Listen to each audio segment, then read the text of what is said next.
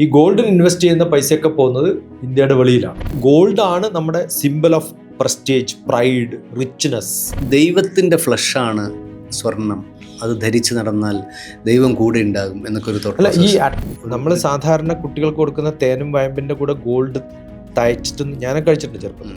ഇത് ആയുർവേദ മരുന്നുകളിൽ ഉപയോഗിക്കുന്നുണ്ട് പലരും. ഇതിന്റെ ശാസ്ത്രീയത എന്താണ് ഈ സ്വർണം? ഈ സ്വർണം ഉണ്ടായ കഥ 2 നക്ഷത്രങ്ങൾ കൂട്ടിയിടിച്ച് ഒരു നോവ ഉണ്ടാകുകയും ആ നോവയുടെ പൊടിപടലത്തിൽ നിന്ന് നദികളുടെ ഇടയിൽ കാണാം. അവർ വെറുതെ എടുത്തിട്ട് അരിച്ചെടുത്തിട്ട് അതിനകത്തുനിന്ന് സ്വർണം പിക്കപ്പ് ചെയ്തു.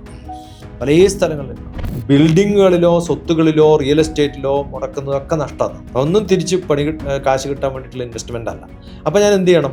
1000 കിലോ ഗോൾഡ് വാങ്ങിച്ചാൽ 1000 കിലോ ഗോൾഡിന്റെ പൈസ എപ്പോൾ വേണേലും ബാങ്കിൽ നിന്ന് വിഡ്രോ ചെയ്യാം. ഗോൾഡ് വിഡ്രോ ചെയ്യാൻ പറ്റുമോ എന്നുള്ളതാണ്.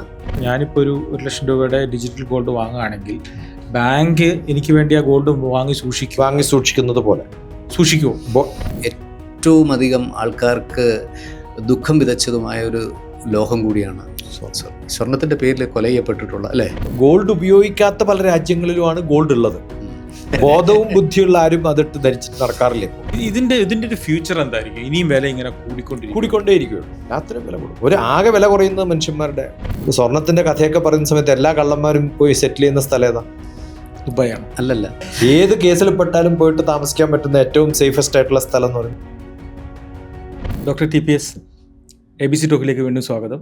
This video is powered by Chemmanur international jewellery. നമ്മളുടെ കുറേ കാലമായിട്ട് വില കൂടിക്കൊണ്ടിരിക്കുന്ന ഒരു ലോഹമാണല്ലോ സ്വർണം. സ്വർണത്തെ ചുറ്റിപ്പറ്റി വില കൂടുന്നു, അല്ലെങ്കിൽ പ്രധാനമന്ത്രി വരെ സ്വർണം വാങ്ങരുതെന്ന് പറയുന്നു. അങ്ങനെ നിരവധി കാര്യങ്ങളുണ്ട്. ശരിക്കും എന്താണ് ഈ ലോകത്തിന് മാത്രം ഇങ്ങനെ വില തീ പിടിക്കുന്നത്? ഏറ്റവും റിച്ച് ആയിട്ടുള്ള രാജ്യം എന്ന് പറയുന്നത് അമേരിക്കയാണോ?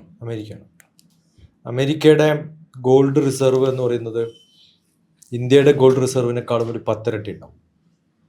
അതാണ് അവരുടെ റിച്ച്നെസ്. 10 ഇരട്ടി അല്ല, അത് കൂടുതലുണ്ടെന്ന് തോന്നുന്നു. ഒരു 10,000 8,000 ടൺസ് ഉണ്ടാവുമായിരിക്കും. ഇത്രയൊക്കെ ഉള്ളൂ. അപ്പം ഇന്ത്യയുടെ ഒരു 3,000. ഒരു 10 ഇരട്ടി ഒന്ന് കയറ്റി പറഞ്ഞതാണ്. അത്രയൊക്കെ ഒന്നും ഉണ്ടാവില്ല. 300 ഉള്ളൂ നമുക്ക്. ഏറ്റവും നല്ലപോലെ പ്രൊഡ്യൂസ് ചെയ്യുന്നത് ചൈനയാണ്. പിന്നെ റഷ്യ ആയിരിക്കും. കൃത്യമായിട്ട് എനിക്കറിയില്ല. ഓസ്ട്രേലിയ ആയിരിക്കും. ഒക്കെ കഴിഞ്ഞിട്ടാണ് ഇന്ത്യ. ഒരു വളരെ കുറവാണ്. ഈ ശേഖരിക്കുന്നതാണോ ഈ റിച്ച്നെസിന്റെ മാനദണ്ഡം? ആ റിസർവ് ആണ്. നമ്മൾ പണ്ട് റിസർവ് ബാങ്കിലൊക്കെ നോട്ട് പ്രിന്റ് ചെയ്യുന്നതിന് ഇക്വലന്റ് ആയിട്ടുള്ള എമൗണ്ട്, ആ എമൗണ്ടിന് ഇക്വലന്റ് ആയിട്ടുള്ള ഗോൾഡ് റിസർവ് വേണമെന്നാണ്. അല്ല, ഇപ്പോഴും ഗോൾഡ് സ്റ്റാൻഡേർഡ് മാറിയിട്ടില്ലല്ലോ. ഇല്ല, അതാണ് ഡോളർ നമ്മൾ പറയുന്ന ഒരു കാശി എന്ന് പറയുന്നത്. ആ റിസർവിൻ്റെ ഒരു അതുകൊണ്ടാണ് പറഞ്ഞ റിച്ചസ്റ്റ് എന്ന് പറയുന്നത് അത്രയും റിസർവ് ഉണ്ടെന്നാണ്. പക്ഷേ അമേരിക്ക ഇപ്പോൾ റിസർവിൽ അങ്ങനെ സൂക്ഷിച്ചു വെക്കുന്ന സമയത്ത് വേറെ ഇൻവെസ്റ്റ് ചെയ്യാവുന്ന കാശാണ് അവിടെ വെക്കുന്നത്. അമേരിക്കക്ക് കാശുണ്ട്. ഇന്ത്യയെ സംബന്ധിച്ചിടത്തോളം ഇന്ത്യ അത്ര പ്രൊഡ്യൂസ് ചെയ്യുന്നില്ല. പക്ഷെ ഏറ്റവും കൂടുതൽ പ്രൈവറ്റ് റിസർവ് ഉള്ളത്, നമ്മളിപ്പോൾ റിസർവ് എന്ന് പറഞ്ഞാൽ ഗവൺമെൻറ്റാണ്. പ്രൈവറ്റ് കഴുത്തു തൂക്കി നടക്കുന്നത് ഇന്ത്യയിലാണ്, ആൾക്കാരുടെ കയ്യിൽ. അപ്പോൾ വേറെ പല കാര്യങ്ങൾക്കും ഇൻവെസ്റ്റ് ചെയ്യാനുള്ള പൈസയാണ് ഗോൾഡിലേക്ക് പോകുന്നത്. അപ്പോൾ ജനങ്ങളെ കുറ്റം പറയാൻ പറ്റില്ല. എന്തുകൊണ്ടാണ് അങ്ങനെ ചെയ്യുന്നതെന്ന് ചോദിച്ചാൽ, യുദ്ധത്തിൻ്റെ സമയം, വേൾഡ് മാർക്കറ്റ് ഡൗൺ ആണ്, ഡീവാലുവേഷൻ നടക്കുന്നുണ്ടെങ്കിൽ വാലുവേഷൻ കുറഞ്ഞു വരുന്നു. അപ്പോൾ ഇൻവെസ്റ്റേഴ്സ് ബാക്കിയുള്ള കാര്യങ്ങളിൽ ബിസിനസ്സിൽ ഇൻവെസ്റ്റ്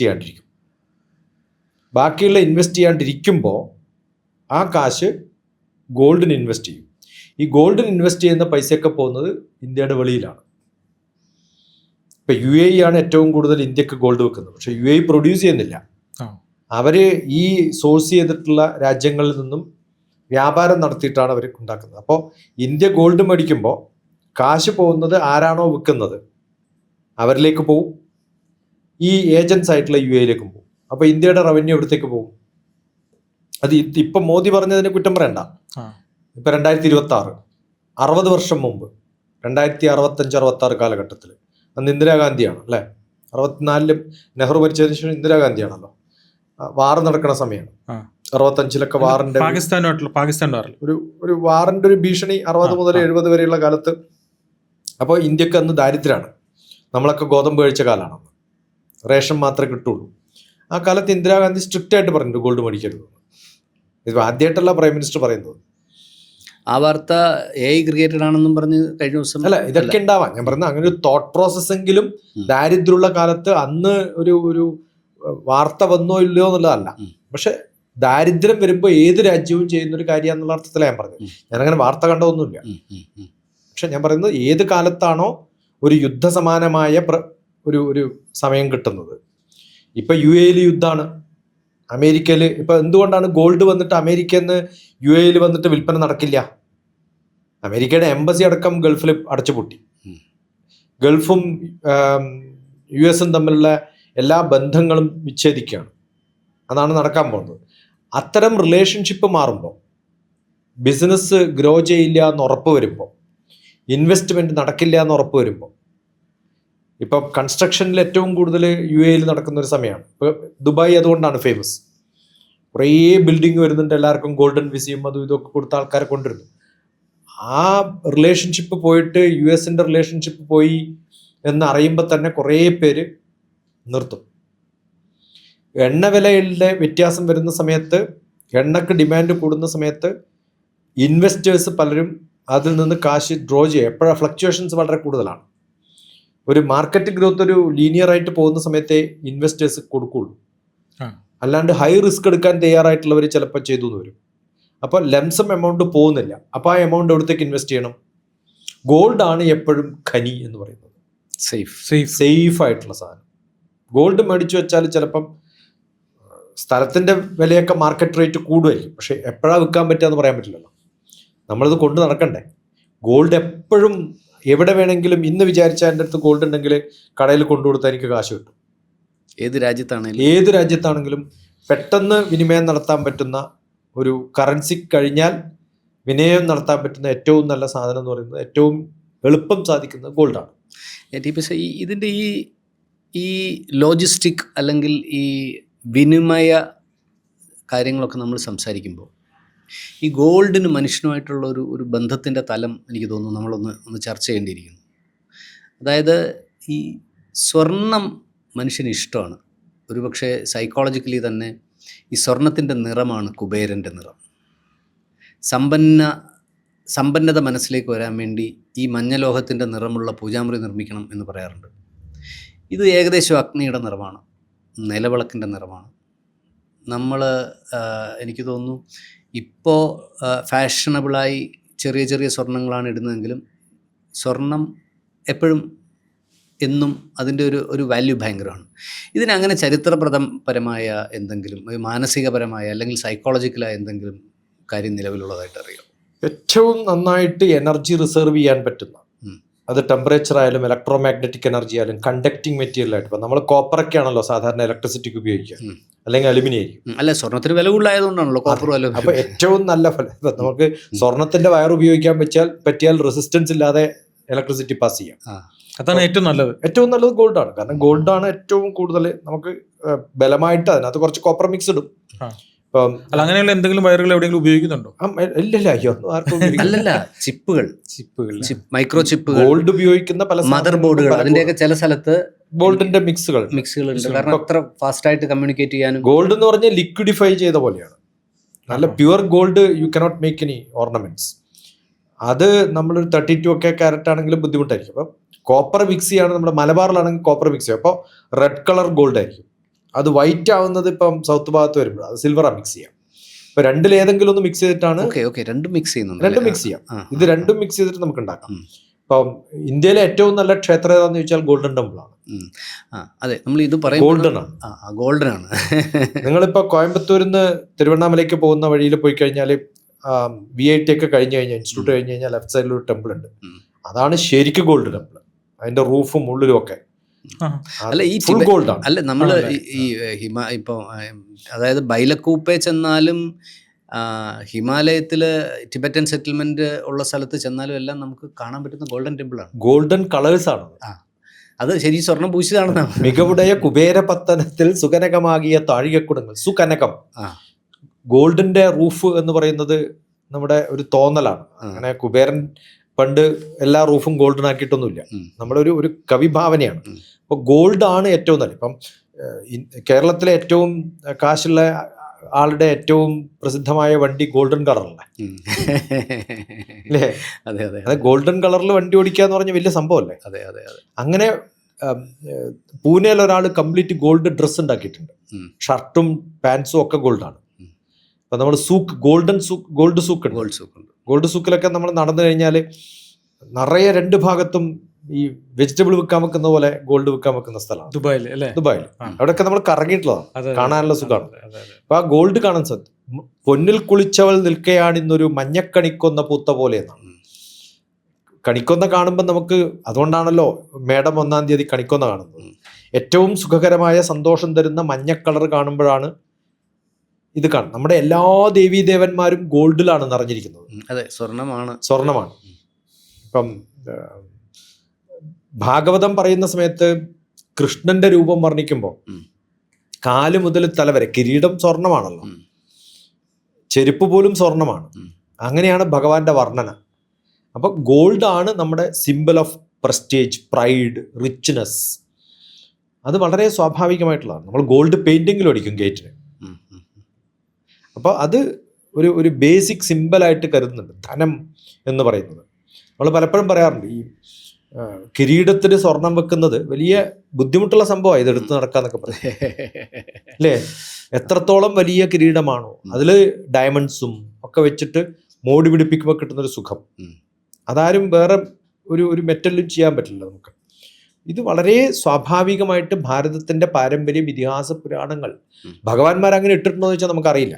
പക്ഷെ ഒരു കവിക്കും ഒരു ചിത്രകാരനും ഭഗവാന്റെ അവരെ വിഷ്വലൈസ് ചെയ്തവരെല്ലാം സ്വർണത്തിലാണ്. കാരണം ഏറ്റവും കൂടുതൽ ആഡംബരം എന്ന് പറയുന്നത് സ്വർണമായും, ഏറ്റവും ശ്രീ എന്ന് പറയുന്നത്, പ്രസിദ്ധി എന്ന് പറയുന്നത് സ്വർണമുള്ളവരാണെന്നും ധരിച്ചു വെച്ചിരിക്കുന്ന കവികളും അല്ലെങ്കിൽ ചിത്രകാരന്മാരും അല്ലെങ്കിൽ ഭക്തന്മാരും ഒക്കെ അങ്ങനെയാണ് ധരിച്ചു വെച്ചിരിക്കുന്നത്. ഇപ്പൊ സ്വർണ്ണ തുലാഭാരം നടത്തുക എന്ന് പറഞ്ഞാൽ, തുലാഭാരം നടത്താൻ ആരോ ചോദിച്ചിട്ടുണ്ട് എന്നോട്, ഗുരുവായൂർ തുലാഭാരം നടത്താൻ. നമ്മൾ വെള്ളത്തിൽ ചെയ്യാൻ പറ്റുകയാണെങ്കിൽ ചെയ്യാന്ന്. അതാ ഞാൻ പറഞ്ഞു, ഏറ്റവും ചെയ്യാനുള്ളത് തീർത്ഥത്തിൽ ചെയ്യുന്നുണ്ട്. തീർത്ഥം എന്ന് പറയുന്നത് വെള്ളം തീർത്ഥം തന്നെയാണ്, വേറെ വ്യത്യാസം. അപ്പോൾ നമുക്ക് എന്തിലും ചെയ്യാമല്ലോ.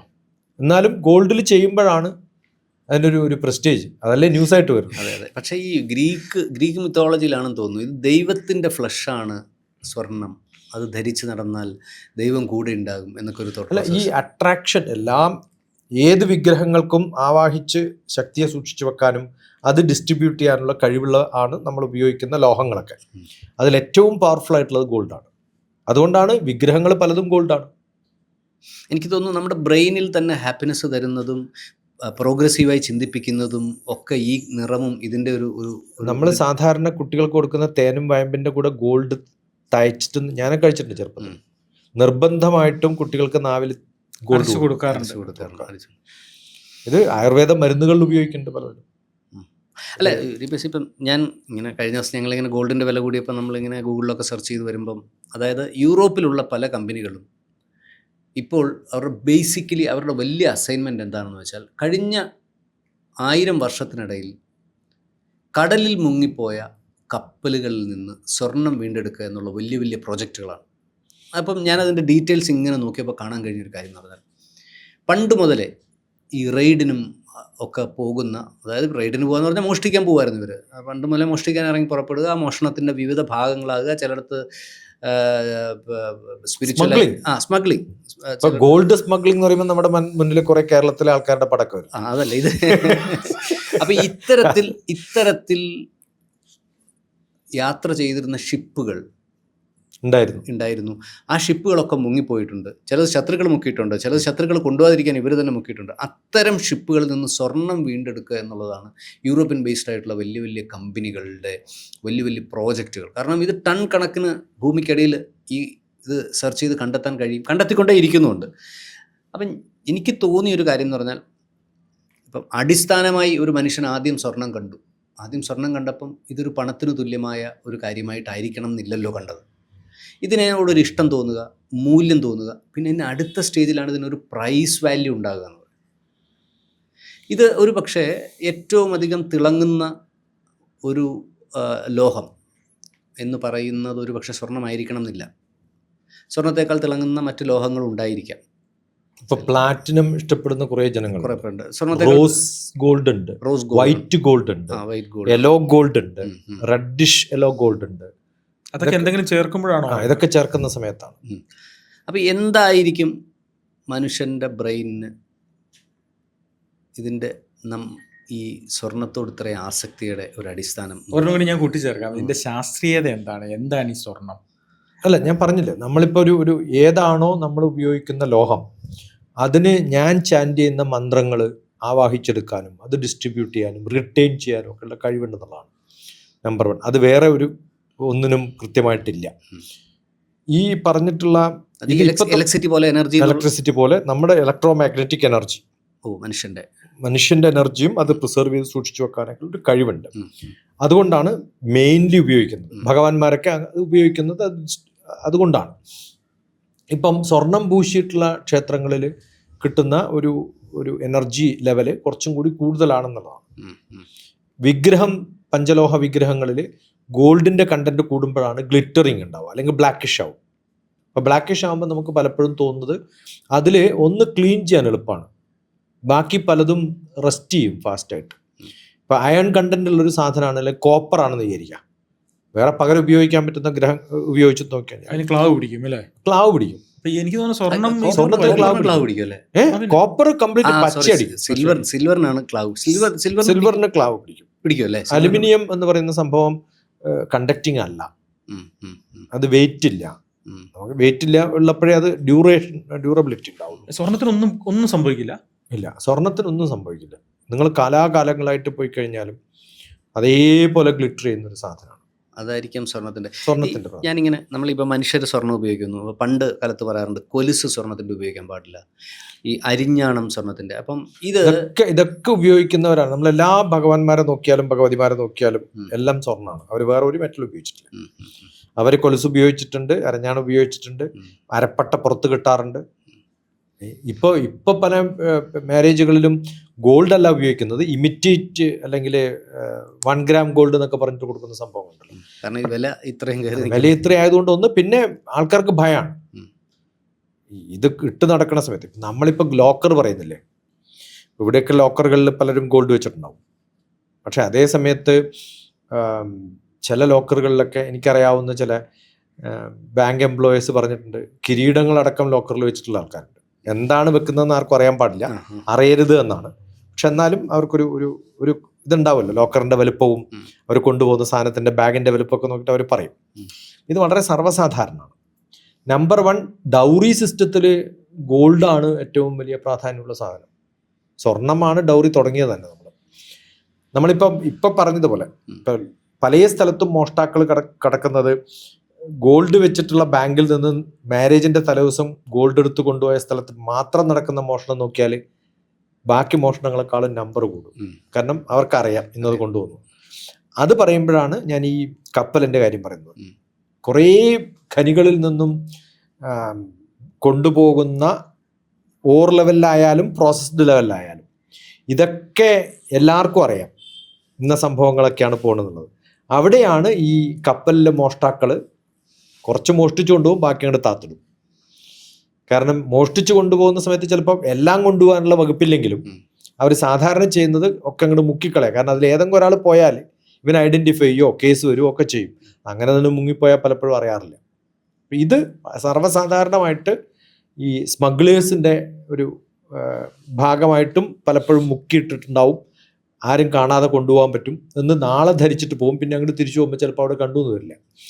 ഇത്തരം കുറേ പ്രശ്നങ്ങളുള്ള ഒരു ഏറ്റവും എനിക്ക് തോന്നുന്നു കോൺട്രവേഴ്സ്യൽ ആയിട്ടുള്ള ബിസിനസ് എന്ന് പറയുന്നത് ഗോൾഡാണ്. അത് കൈകാര്യം ചെയ്യുന്നവരൊക്കെ സമ്പന്നരാണ്. കാരണം അതിന്റെ മാർജിൻ വളരെ കൂടുതലാണ്. പിന്നെ പലപ്പോഴും നമ്മുടെ ടാക്സ് സിസ്റ്റത്തെ നമ്മൾ കാണിക്കുന്ന ബാക്കി എല്ലാ സംഭവങ്ങളും പോലെ അല്ലല്ലോ. ഇത് ഒന്ന് ഉരുക്കി തൂക്കി വെക്കുമ്പോഴത്തേക്കും കിട്ടുന്ന മൂല്യങ്ങളൊക്കെ എൻറ്റയർലി ഡിഫറെൻ്റ് ആയിരിക്കും. എല്ലാ സ്മഗ്ലിങ്ങിലും നമ്മൾ കാണുന്ന സ്വർണ്ണ ബിസ്ക്കറ്റുകളുടെ കഥയല്ലേ? അതെ അല്ലേ? എവിടെയെങ്കിലും സ്വർണം ബന്ധപ്പെട്ടിരിക്കും. ഈ സ്വർണം ഉണ്ടായ കഥ ഇങ്ങനെ 2 വാൽനക്ഷത്രങ്ങൾ അല്ലെങ്കിൽ 2 നക്ഷത്രങ്ങൾ കൂട്ടിയിടിച്ച് ഒരു നോവ ഉണ്ടാവുകയും ആ നോവയുടെ പൊടിപടലത്തിൽ നിന്ന് സ്വർണം എന്ന് പറയുന്ന ഒരു ലോഹം രൂപപ്പെടുകയും അന്ന് ഭൂമി വളരെ യങ്ങായിരുന്നു, ഭൂമി തിളച്ചു നിന്നിരുന്ന കാലമാണ്. ഭൂമി ആയിട്ടുണ്ടായിരുന്നില്ല.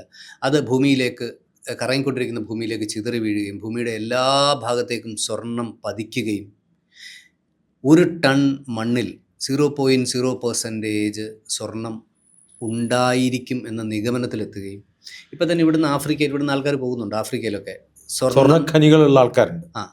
സ്വർണ്ണഖനികളും പിന്നെ മണ്ണ് വാരി അരിച്ച് സ്വർണം കണ്ടെത്തുന്ന രീതിയും ഒക്കെ എത്തുന്നുണ്ട്. ഇപ്പം ഞാൻ മനസ്സിലാക്കിയിരിക്കുന്നത് 5 കിലോമീറ്റർ താഴ്ചയിലേക്ക് വരെ, അതായത് മനുഷ്യർക്ക് നിലനിൽക്കാൻ ചൂടുള്ള സ്ഥലം വരെ മനുഷ്യർ കുഴിച്ചു പോയി സ്വർണം എടുക്കുന്നു. ഇത് അത്രയും വലിയൊരു ബിസിനസ് വെർട്ടിക്കൽ ഇതിനകത്ത് വർക്ക് ചെയ്യുന്നുണ്ട്. നമ്മളിപ്പോൾ ഗോൾഡിനെ കുറിച്ച് പറയുമ്പോഴാണ് ഗോൾഡ് ഇവിടെയൊക്കെ ഉണ്ടെന്ന് പറയുന്നത്. ഈ ഭൂമിയിലുള്ള എല്ലാ മൂലകങ്ങളും, നമ്മൾ കെമിസ്ട്രിയിൽ പഠിക്കുന്ന പീരിയോഡിക് ടേബിളിലുള്ള എല്ലാ സാധനവും ഭൂമിയിൽ പല സ്ഥലത്തുള്ളതാണ്. അപ്പോൾ ഗോൾഡ് മാത്രമല്ല, എല്ലാ സാധനവും ഭൂമിയിൽ തന്നെ ഉണ്ട്. അതിൻ്റെ ക്വാണ്ടിറ്റി ഡിഫറൻ്റ് ആയിരിക്കും, നമ്പർ 1. നമ്പർ 2, ഈ സ്വർണം മാനുഫാക്ചർ ചെയ്യാൻ പറ്റുന്ന കെമിസ്ട്രി പോലും നമുക്കറിയാമെന്ന് തോന്നുന്നു. അറിയാം. അത് പ്രോസസ്സ് ചെയ്യാനും പ്യൂരിഫൈ ചെയ്യാനും ഒക്കെയുള്ള മെത്തഡോളജി. ഇപ്പം എല്ലാ മെറ്റലുകളും അതേപോലെ ഉണ്ടാവണം എന്നില്ല, അത് കോമ്പൗണ്ട്സ് ആയിട്ടാണ് ഉണ്ടാവും. ആ കോമ്പൗണ്ട്സ് ആയിട്ടുള്ള സാധനം ഇപ്പം സാധാരണഗതിയിൽ വ്യാപാരത്തിൽ ഏറ്റവും കൂടുതൽ റീസൈക്കിൾഡ് ബിസിനസ് നടക്കുന്ന ഇന്ത്യയിലാണ്. ഇപ്പം ചൈനയിലും റഷ്യയിലും ഒക്കെ ഗോൾഡ് ഉണ്ട്, അപ്പം അമേരിക്കയിലും ഉണ്ട്. പക്ഷെ അവിടെ പഴയ ഗോൾഡ് റീസൈക്കിൾ ചെയ്തിട്ട് പുതിയ ആഭരണമാക്കി മാറ്റുന്നതോ പുതിയ ഡിസൈൻ ഉണ്ടാക്കുന്നതോ ഒന്നും ഇന്ത്യയെ പോലെ വേറെ എവിടെയും നടക്കുന്നില്ല. അപ്പോൾ ഇവിടെയൊക്കെ നടക്കുന്നത് എന്താണ്, എനിക്ക് കിട്ടിയിട്ടുള്ള സാധനത്തിനെ അതുപോലെ തന്നെ ഉരുക്കിയെടുത്ത് ഗോൾഡ് സെപ്പറേറ്റ് ആക്കാനും കോപ്പർ സെപ്പറേറ്റ് ആക്കാനും പറ്റിയിട്ടാണ് പിന്നെ മോൾഡ് ചെയ്യുക. അപ്പോൾ ഇതിൻ്റെയൊക്കെ ടെമ്പറേച്ചർ ഡിഫറൻസ് ഉണ്ടല്ലോ, അതിൻ്റെ മെൽറ്റിംഗ് ടെമ്പറേച്ചർ ഡിഫറൻ്റ് ആണ്. ആ മെൽറ്റിംഗ് ടെമ്പറേച്ചർ നോക്കിയിട്ടാണ് ഓരോ പ്രോസസ്സിങ്ങും നടത്തുന്നത്. ഇതൊക്കെ പണ്ട് കാലം മുതൽ നമ്മളിപ്പോൾ ഉള്ള ഈ മോഡേൺ ടെക്നോളജി വെച്ചിട്ടല്ല, നമ്മുടെ മെറ്റലർജിക്കൽ നോളജ് എന്ന് പറയുന്നത് ഭാരതത്തിൽ വളരെ വളരെ വളരെ പഴകിയിട്ടുള്ള ഒരു സംഭവമാണ്. അതിൽ വ്യത്യസ്തമായിട്ടുള്ള പ്രോസസ്സിങ്ങും അതിനെ റീമാനുഫാക്ചർ ചെയ്യാനും ഒക്കെ സാധിക്കുന്ന പല തരത്തിലുള്ള ടെക്നോളജികൾ ഉണ്ടായിട്ടുണ്ട്. ഇപ്പോൾ അരിച്ചെടുക്കുന്ന സാധനം എന്ന് പറയുന്നത് ഈ ഓരോ പ്രോസസ്സിങ്ങിലും നമുക്ക് പുറത്തേക്ക് പോകുന്നത് അല്ലെങ്കിൽ വേസ്റ്റായിട്ട് പോകുന്നത് നമ്മൾ പലയിടത്തും കാണാം. സാധാരണ നമ്മുടെ നദികളുടെ ഇടയിൽ കാണാം. അവർ വെറുതെ അരിച്ചെടുത്തിട്ട് അതിനകത്ത് നിന്ന് സ്വർണം പിക്കപ്പ് ചെയ്യുന്നതാണ്. പല സ്ഥലങ്ങളിലും കാണാൻ പറ്റും, സിറ്റികളിൽ നമുക്ക് കാണാൻ പറ്റും ഓരോ നിമിഷവും. കാരണം ഇതൊക്കെ എവിടേക്കോ വിട്ടുപോകുന്ന സാധനങ്ങളൊക്കെ പിക്കപ്പ് ചെയ്യാൻ പറ്റുന്നത് അവർക്കറിയാം. ഇന്ന ചാനലിലൂടെ പോയി കഴിഞ്ഞാൽ അവിടെ ഗോൾഡ് ഉണ്ടാവും. ഇതിൻ്റെയൊക്കെ ഒരു സെറ്റിൽമെൻറ്റ് അവർക്ക് കൃത്യമായിട്ട് അറിയാം. കാരണം അത് ഗ്ലിറ്ററിങ് ആയിട്ടുള്ള ഒരു സ്ഥലങ്ങളിൽ ആ മണ്ണിൻ്റെ ഗുണം നോക്കിയിട്ട് അവർ കണ്ടുപിടിച്ചു പറഞ്ഞു തരും. അപ്പോൾ ഇത് കല്ലിനകത്തും ഉണ്ട്. ഞാൻ പറയുന്നത് ഈ കെമിക്കൽ കോമ്പൗണ്ട്സ് എന്ന് പറയുമ്പോൾ കെമിക്കൽ കോമ്പൗണ്ട്സ് ആയിട്ട് നമ്മളിപ്പോൾ കാണുന്നതല്ല, ഓരോ കല്ലിൻ്റെ ഇടയിലും ഇതുണ്ട്. നമ്മളിപ്പം ഹിമാലയത്തിലൊക്കെ പോയി കഴിഞ്ഞാൽ കല്ലിൻ്റെ കളർ നോക്കിയാൽ പറയും ഇത് എമറാൾഡ് ആണോ. കാരണം പച്ചക്കല്ലുകളുണ്ട്, നമ്മൾ മൊസൈക്ക് എന്ന് പറഞ്ഞിട്ട് നമ്മൾ വെള്ളക്കല്ലുകൾ ഉണ്ടാവില്ല, അല്ലെങ്കിൽ ഗ്രാനൈറ്റ് ഉണ്ടാവുമല്ലോ. നമ്മൾ കൈലാസത്തിലൊക്കെ പോയി കഴിഞ്ഞാൽ കാണുന്നത് വ്യത്യസ്ത നിറത്തിലുള്ളതാണ്. ഇതൊക്കെയാണ് സ്റ്റോൺസ് ആയിട്ട് മാറുന്നത്. അത് നമ്മൾ കുഴിച്ചെടുക്കുന്ന വൈരങ്ങളായാലും മുത്തുകളായാലും ഒക്കെ കോസ്റ്റ്ലി ആയിട്ടുള്ള സാധനമല്ലേ. അല്ല, അപ്പോൾ എന്തുകൊണ്ട് ഈ സിന്തറ്റിക് ഗോൾഡിനെ പറ്റി നമ്മൾ ചിന്തിക്കുന്നില്ല? ഗോൾഡ് നമുക്ക് ആ കോമ്പിനേഷൻ ഉണ്ടാക്കിയെടുക്കുന്നത്. പക്ഷെ അതിന് നാച്ചുറലും സിന്തറ്റിക്കും തമ്മിൽ എൻറ്റയർലി ഡിഫറെൻ്റ് ആണ്. ഇപ്പോൾ പേള്, നാച്ചുറൽ കിട്ടുന്ന പേളും സിന്തറ്റിക് പേളും തമ്മിൽ വ്യത്യാസമില്ല. നമ്മൾ എന്ത് പ്രോസസ്സ് ചെയ്താലും അതിൻ്റെ നാച്ചുറൽ ക്വാളിറ്റി കിട്ടില്ല. കാണാനൊക്കെ ഭംഗി ഉണ്ടാവുമായിരിക്കും. ഇമിറ്റേറ്റിംഗ് സാധനങ്ങളൊക്കെ ഇമിറ്റേഷൻ തന്നെയാണ്. ഇമിറ്റേറ്റിംഗ് ഗോൾഡ് ഉണ്ടല്ലോ. എങ്ങനെ മനസ്സിലാവും? അത് അടിച്ചു പൊട്ടിക്കുകയോ അല്ലെങ്കിൽ ഉരുക്കുകയോ ഒക്കെ ചെയ്യുമ്പോഴാണ് ഈ പറഞ്ഞ മെൽറ്റിംഗ് ടെമ്പറേച്ചർ ഡിഫറെൻ്റ് ആയിരിക്കും. മെൽറ്റിംഗ് ടെമ്പറേച്ചർ ഡിഫറെൻ്റ് ആവും നാച്ചുറൽ നിന്നും ബാക്കിയുള്ള എന്ത് സിന്തറ്റിക് ആയാലും. ആ വ്യത്യാസം നമുക്ക് കാണാൻ പറ്റും. ഈ ഇപ്പം നമ്മൾ ആ മോദി പറഞ്ഞ കാര്യത്തിലേക്ക് വരുവാണെങ്കിൽ, ശരിക്കും ഈ യുദ്ധത്തിനോ അല്ലെങ്കിൽ അനുബന്ധിച്ച് ഈ ക്രൂഡ് ഓയിലിൻ്റെ വില എപ്പോൾ കൂടിയാലോ ഗോൾഡിൻ്റെ പർച്ചേസ് കുറയ്ക്കണമെന്ന് സാധാരണ പറഞ്ഞു വരാറുണ്ട്. ശരിക്കും അതെങ്ങനെയാണ് അതുകൊണ്ട് പ്രയോജനം രാജ്യത്തിനുണ്ടാവുക? അല്ല, നമ്മുടെ ഇവിടെ വിനിയോഗിക്കേണ്ട. ഇപ്പം എനിക്ക് കുറേ ബിൽഡിംഗ് എടുക്കാം. ഇപ്പം എറണാകുളം വലിയൊരു സിറ്റിയാണ്. എന്താ കാരണം? ഇവിടെ കുറേ ബിൽഡിങ്ങുകളുണ്ട്, കുറേ ഹോട്ടലുകളുണ്ട്, കുറേ ആൾക്കാർ വരുന്നുണ്ട്, താമസിക്കുന്നുണ്ട്, പോകുന്നുണ്ട്. ഇതിനൊന്നും ഫെസിലിറ്റി ഇല്ലാത്ത സ്ഥലത്ത് ആരും വരില്ലല്ലോ. അപ്പം ഞാൻ ബിൽഡിങ്ങിന് വിനിയോഗിച്ചാൽ ഇവിടെ ബിസിനസ് ഉണ്ടാവുമോ? ആരൊക്കെയാണ് വരിക? ഏത് രാജ്യത്തു നിന്നൊക്കെയാണ് വരിക? ഇമ്പോർട്ടേഴ്സ് വരുമോ? അല്ലെങ്കിൽ എക്സ്പോർട്ടിന് ആൾക്കാർ വരുമോ? അവരൊക്കെ ബാക്കി രാജ്യങ്ങളിൽ നിന്ന് വരുമ്പോഴേ എനിക്ക് ബിസിനസ് കിട്ടുള്ളൂ. ഇതിന് ഇൻവെസ്റ്റ് ചെയ്തിട്ട് തിരിച്ച് കിട്ടില്ല എന്ന് തോന്നിയാൽ ഞാൻ എന്ത് ചെയ്യും? ഇപ്പം കേരളത്തിൻ്റെ പൊതുവേ ഉള്ളൊരു സ്റ്റാറ്റിസ്റ്റിക്സ് പറയുന്നത് ബിൽഡിങ്ങുകളിലോ സ്വത്തുകളിലോ റിയൽ എസ്റ്റേറ്റിലോ മുടക്കുന്നതൊക്കെ നഷ്ടമാണ്. ഒന്നും തിരിച്ച് കാശ് കിട്ടാൻ വേണ്ടിയിട്ടുള്ള ഇൻവെസ്റ്റ്മെൻ്റ് അല്ല. അപ്പോൾ ഞാൻ എന്ത് ചെയ്യണം? പിന്നെ ഇതിൻ്റെ മുകളിൽ ടാക്സും മെയിൻ്റനൻസും, പണിക്കാരെ കിട്ടില്ല, ഇതൊക്കെ നമ്മൾ കണക്കൂട്ടണ്ടേ. പിന്നെ ബാങ്കിൽ ഇൻട്രസ്റ്റ് വലിയ ബുദ്ധിമുട്ടാണ്. അപ്പോൾ എന്ത് ചെയ്യും? അതുകൊണ്ടാണ് സ്റ്റോക്ക് മാർക്കറ്റിലാണ് ഏറ്റവും കൂടുതൽ ഇൻവെസ്റ്റ് ചെയ്തിട്ടുള്ള ആൾക്കാർ. ഇപ്പോൾ സ്റ്റോക്ക് മാർക്കറ്റിൽ ഇൻവെസ്റ്റ് ചെയ്യുമ്പോൾ വളരെ ഫ്ലെക്സിബിൾ ആയതുകൊണ്ട് എപ്പോഴാണ് നഷ്ടം വരിക, എപ്പോഴാണ് ലാഭം വരിക എന്നറിയാത്തതുകൊണ്ട് അവരുടെ ഏറ്റവും സേഫസ്റ്റ് ആയിട്ടുള്ള ഒരു ഇൻവെസ്റ്റ്മെൻറ്റ് പ്രോസസ്സാണ് ഗോൾഡ് എന്നുള്ളത്. 3 കൊല്ലം കൊണ്ട് 5000 നിന്ന് 15000 ആയി. അതെ, വലിയ വലിയ ഡിഫറൻസ്. അത് മാത്രമല്ല, ഡിപ്രീസിയേഷൻ ഇല്ല. ബാക്കി എല്ലാ ബിസിനസ്സിലും ഉണ്ടാകുന്ന ഡിപ്രീസിയേഷൻ. അതെ, എനിക്കൊന്ന് എല്ലാ ലോഹങ്ങളിലും അങ്ങനെ ഒരു ലോഹം ഡിപ്രീസിയേഷൻ, അത് സ്കേഴ്സിറ്റി കൂടും. കാരണം കുറേ ആൾക്കാർക്ക് ഡിമാൻഡ് കൂടുന്ന സമയത്ത് ഡിപ്രീസിയേഷൻ കുറയല്ലോ. അല്ല, ഞാനിങ്ങനെ നടത്തിയ ഒരു നിരീക്ഷണത്തിൽ ഞാൻ മനസ്സിലാക്കിയ കാര്യം, ഈ സ്വർണ്ണ കച്ചവടം നടത്തിയവരാരും വളരെ കുറച്ച് ആൾക്കാർ മാത്രമേ പൊളിഞ്ഞു പോയിട്ടുള്ളൂ. വെള്ളി നടത്തിയതിൽ കുറച്ച് പേരെ പൊളിഞ്ഞു പോയിട്ടുള്ളൂ. ഈവൻ ഇരുമ്പ് കച്ചവടം നടത്തിയ ആൾക്കാരിൽ വളരെ കുറച്ച് ആൾക്കാർ മാത്രമേ ബിസിനസ്സിൽ തകർന്നു പോയിട്ടുള്ളൂ. അപ്പോൾ ഈ ലോഹം ഒരു സേഫസ്റ്റ് ലാൻഡിങ് ഏരിയ ആയിട്ട് നമുക്ക് കാണാൻ പറ്റും. കാരണം ലോകത്തിന് എന്നും വില കൂടുക, ലോകത്തിന് എപ്പോഴും ഏത് ഫോമിലും ഇത് വിൽക്കാൻ. അല്ല, നമ്മളിപ്പോൾ ഗോൾഡിനെ കുറിച്ച് പറയുമ്പോഴാണ് ഗോൾഡ് പറയുന്നത്. നമ്മുടെ ഏറ്റവും വലിയ ഒരു ഡിസാസ്റ്റർ ആയിട്ട് നടന്നിട്ടുള്ള ട്വിൻ ടവേഴ്സ് ആണ്. ആ ട്വിൻ ടവേഴ്സിലുള്ള എല്ലാ ഇരുമ്പും മേടിച്ചത് നമ്മുടെ നാട്ടുകാരനാണ്, കേരളത്തിലുള്ള മലയാളിയാണ്. മലയാളിയാണ്. അല്ല, ഈ ലോഹ വ്യവസായികൾ ശബരി ഗ്രൂപ്പാണ് മേടിച്ചത്. പാലക്കാടുകാരനാണ്. അപ്പോൾ ഇത് ഏതും നമ്മുടെ എല്ലാ ഷിപ്പുകളെയും കഷ്ണങ്ങളാക്കി മാറ്റുന്ന ഗുജറാത്ത് കോസ്റ്റ്, അത് ലോകത്തിലെ ഏറ്റവും വലിയ വ്യവസായ സ്ഥാനം. ഇരുമ്പാണ്.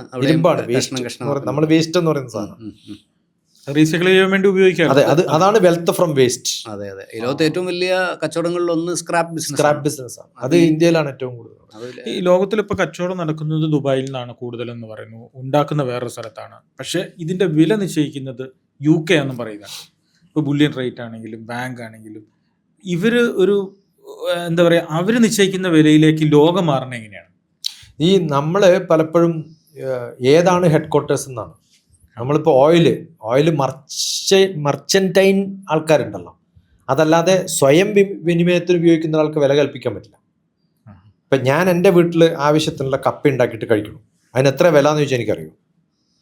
അറിയില്ല. അത് വേറൊരാൾക്ക് കൊടുക്കുന്ന സമയത്തേ വില അറിയുള്ളൂ. ആ വില ഞാനും നിങ്ങളും തമ്മിലാണ് ബിസിനസ്സെങ്കിൽ ഞാൻ നിശ്ചയിക്കുന്നതാണ് വില. അതെല്ലാം കൂടി ഒരു സ്ഥലത്ത് പോയിട്ട് വിനിമയം നടക്കുന്ന മാർക്കറ്റ് ആകുമ്പോഴോ അതിന് മാർക്കറ്റ് വാല്യൂ ആണ്.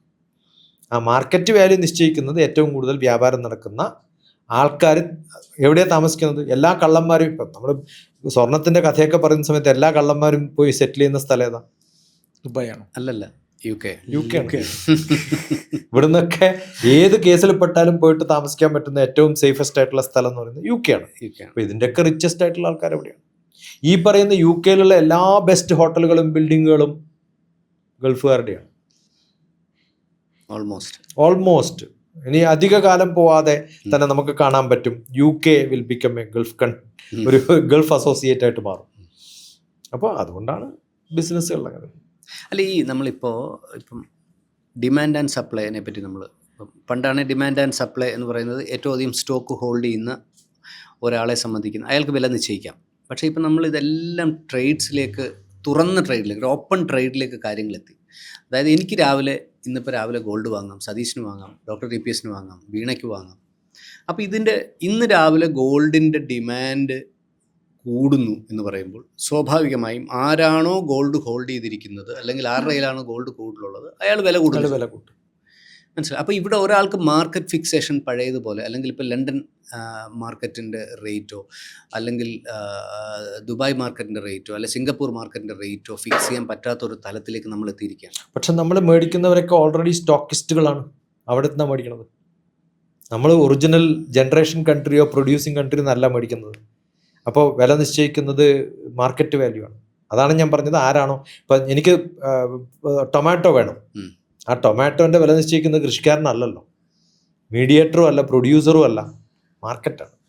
അല്ല, അവർ അതിന് ലൈസൻസ് ഇഷ്യൂ ചെയ്യുന്നുണ്ടല്ലോ, ഒരു രാജ്യത്ത് നിന്ന് ഒരു രാജ്യത്തേക്ക് കൊണ്ടുപോകാനുള്ള. അതെ, ഇതൊക്കെ ഓൾറെഡി കുറേ കാലങ്ങളിലേക്ക് ഓൾറെഡി എടുത്തു വെച്ചിരിക്കും. ഇതെല്ലാം വെർച്വലായി തുടങ്ങി.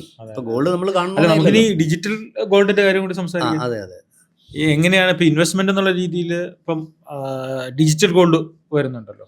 അപ്പം ആ ഒരു രീതിയിലേക്ക് വന്നാലും ഇതിനകത്തൊരു ഫിസിക്കൽ ഗോൾഡ് കൈമാറ്റം ചെയ്യുമോ? അല്ല, നമ്മളിപ്പോൾ എൻ്റെ കയ്യിൽ കുറേ കാശുണ്ട്, ഫിസിക്കലായിട്ട് എൻ്റെ കയ്യിൽ കാശ് ഉണ്ടാവണമെന്നില്ല, ബാങ്കിലല്ലേ കിടക്കണം. അതെ. ആവശ്യമുള്ളപ്പോൾ എനിക്ക് എടുക്കാൻ പറ്റുമല്ലേ ഉള്ളൂ.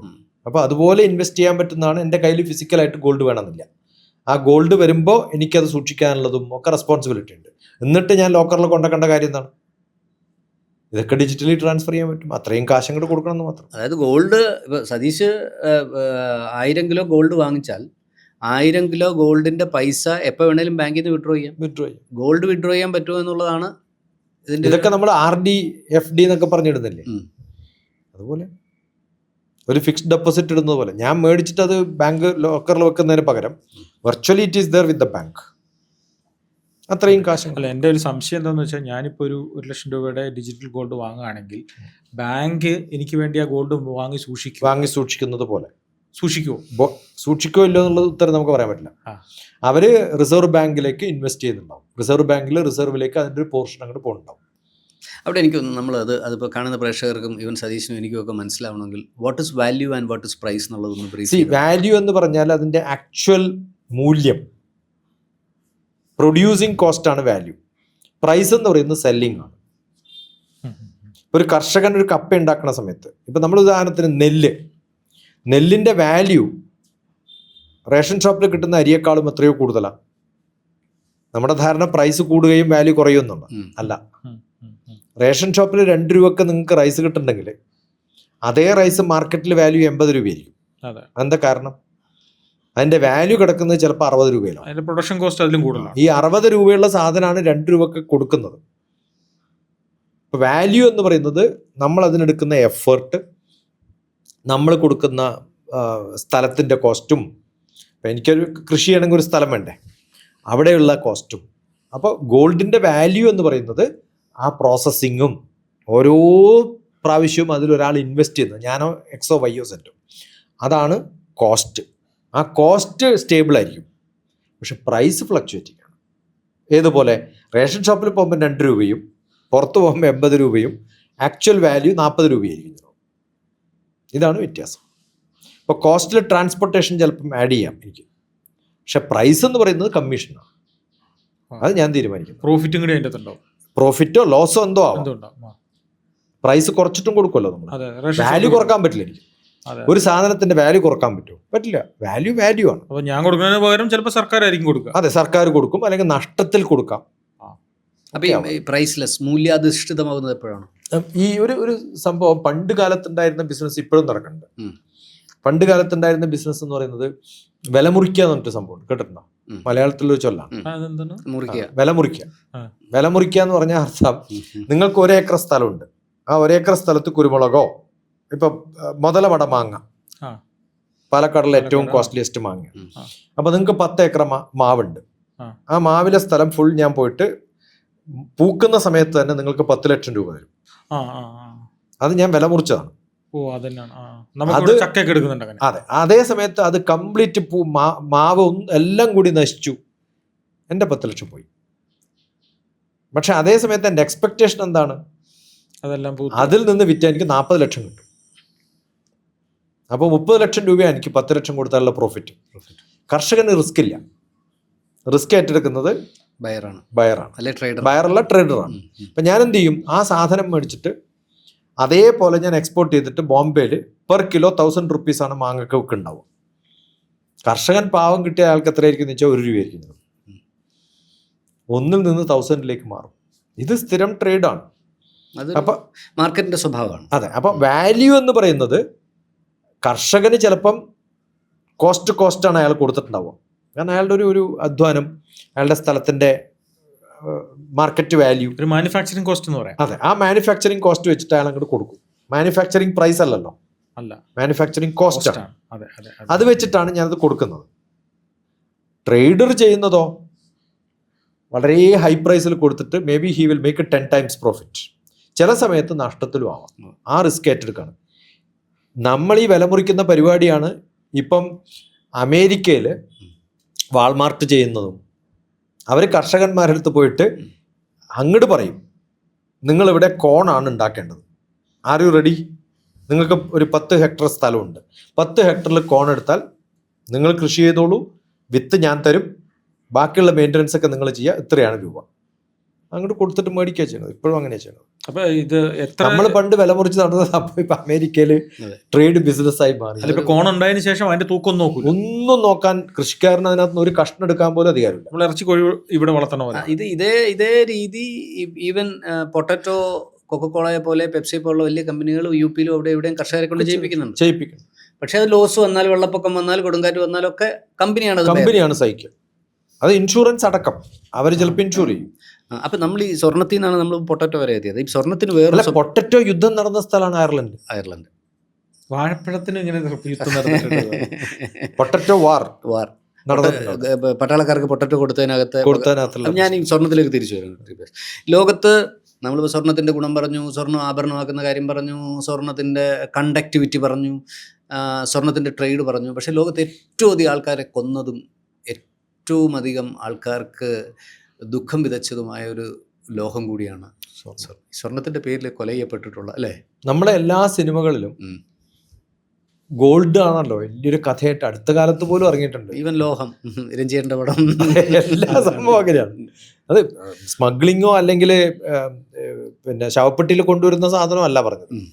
അതല്ലാതെ തന്നെ ഗോൾഡ് ഡൗറി കൊടുക്കുന്നതിന് തികയാത്തത് കൊണ്ടുണ്ടായിട്ടുള്ള കഥകളും സീരിയലുകൾ മുഴുവൻ എല്ലാത്തിനും ഗോൾഡ്. അപ്പോൾ ഗോൾഡ് വളരെ വളരെ സ്വാഭാവികമായിട്ട് മനുഷ്യന്റെ തൃഷ്ണ കൂട്ടി സന്തോഷം കൂട്ടുന്ന സംഭവം മാത്രമല്ല. കാരണം സന്തോഷം കിട്ടുന്ന കാര്യം മാത്രമായിട്ട് ആരും സിനിമ എടുക്കാറില്ല. അടിപിടിയും ലഹളയും ആൾക്കാരെ കൊല്ലുന്നതും ശവപ്പെട്ടികളിൽ സ്മഗിൾ ചെയ്ത് കൊണ്ടുപോകുന്ന സാധനം വേറെ. എനിക്ക് തോന്നുന്നു വേറെ. ഈവൻ ഈ ജൂതന്മാരുടെ വീടുകളും ജൂതന്മാർ ഇത്ര ആക്രമിക്കപ്പെട്ടതിൻ്റെ അടിസ്ഥാന കാരണം ഇവരുടെ എല്ലാം വീടുകളിൽ സ്വർണം റിസർവ് ഉണ്ടായിരുന്നു. ഈ മലയാളികളുടെ വീട് പോലെ ആയിരുന്നു. കാരണം മിനിമം 5 പവൻ എല്ലാ വീടുകളിലും ഉണ്ടായിരുന്നു. അതാണ് ജൂതന്മാരെ ഇത്രയും, അങ്ങനെ ഒരു വ്യാഖ്യാനം കൂടെ എനിക്ക് തോന്നുന്നു. യൂറോപ്പിലൊക്കെ അവർക്ക് എത്ര, ഇപ്പം അമേരിക്കയിലും ആരും സ്വർണ്ണോട്ട് നടക്കാറില്ല. ഒരു കാരണം എന്ന് വെച്ചാൽ ടെമ്പറേച്ചർ ലോ, ടെമ്പറേച്ചർ ഹൈ. ഈ 2 സ്ഥലത്തും ഗോൾഡ് അല്ലെങ്കിൽ നമ്മൾ ഏതാണോ ആഭരണം കയ്യിൽ ഉപയോഗിക്കുന്നത് അത് ചൂടാവും പെട്ടെന്ന്. അത് ചൂടായി കഴിഞ്ഞാൽ ശരീരത്തിൽ ധരിക്കാൻ പറ്റില്ല. ഇപ്പം എൻ്റെ കയ്യിലൊരു മോതിരുണ്ടെന്ന് വിചാരിക്കുക. ഞാൻ അടുക്കളയിൽ ജോലി ചെയ്യുന്ന ഒരാളാണെങ്കിൽ ആ റിങ് ഭാഗം നല്ലപോലെ ചൂടായിട്ട് ബുദ്ധിമുട്ടും, പെട്ടെന്ന് ചൂടാവും. കാരണം എനർജി ആഗീകരണം ചെയ്യാൻ കഴിവുള്ളതാണ്. നല്ല തണുപ്പ് കാലത്തും ഗോൾഡ് ഉപയോഗിച്ചാൽ വല്ലാണ്ട് കുത്തും. ഈ നമ്മുടെ ചൂടത്ര സഹിക്കാൻ പറ്റിയാലും അതിനേക്കാളും ബുദ്ധിമുട്ടാണ് തണുപ്പ് സഹിക്കാൻ. നല്ല തണുപ്പുള്ള സ്ഥലത്ത് പോയിട്ട് നമ്മൾ സ്പെക്സ് ഉപയോഗിക്കുമ്പോൾ ഈ ഫ്രെയിം മെറ്റൽ ആണെങ്കിൽ ഇടുന്ന സമയത്ത് ഇവിടെ വേദനിക്കുന്നു. കാറിൽ നിന്നൊക്കെ എടുത്ത് നോക്കുമ്പോൾ എല്ലായിടത്തും അങ്ങനെയാണ്. അപ്പോൾ അതുകൊണ്ട് ഒരിക്കലും ഗോൾഡ് ഉപയോഗിക്കാത്ത പല രാജ്യങ്ങളിലുമാണ് ഗോൾഡ് ഉള്ളത്, മാനുഫാക്ചർ ചെയ്യുന്നത്. ഏറ്റവും കൂടുതൽ ഉപയോഗിക്കുന്നത് ഈ നമ്മുടെ ഇക്വറ്റോറിയൽ ട്രോപ്പിക്കൽ വെതർ എന്ന് പറയാം. അല്ല, നമ്മുടെ ഇക്വേറ്ററിന് തൊട്ടടുത്ത്. അപ്പൊ ടെമ്പറേച്ചർ ഡിഫറൻസ് അങ്ങോട്ടും ഇങ്ങോട്ടും ഒക്കെ മാറിക്കൊണ്ടിരിക്കും. വളരെ ഹൈ ടെമ്പറേച്ചറും വളരെ ലോ ടെമ്പറേച്ചർ. ഹൈ ടെമ്പറേച്ചർ ആയാലും അവർക്ക് ഉപയോഗിക്കാം, കാരണം കവർ ചെയ്തിട്ടെങ്കിലും വെക്കാം. ലോ ടെമ്പറേച്ചറിൽ കവർ ചെയ്തിട്ടും കാര്യമില്ല, ഇവന്റെ സ്വഭാവം പുറത്ത് കാണിക്കും.